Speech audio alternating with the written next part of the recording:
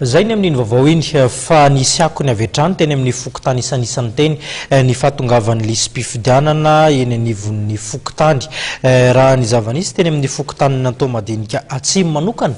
dia hitantaratra ny fahavitrihan'ireo mponina izay tonga manamarina ny anarany ao anatin'ny lisy mpifidianana adidy moa ny fanatanterahana izany amin'ny maolo-pirenena.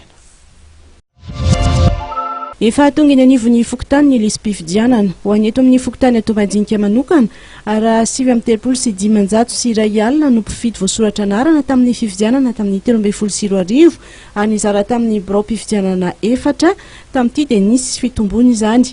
5 sy 7 no mpifidy vaovao voasoratra ao anatin'ny lisy mpifidianana avy amin'ny seni lisy mpifidianana izay azony rehetra tokony mifidy ny mijery azy eny anivon'ny fokontany misy ny tsirairay.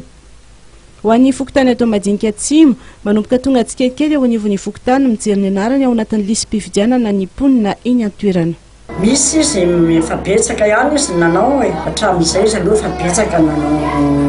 mijery ny anarany tato anatin'ny lisy hoe tafiditra na tsy tafiditra dia tafiditra ny anarany dia lasa izy. Raha ny teto aminay aloha izao dia reny le hoe le ankizy le mbola le vao natao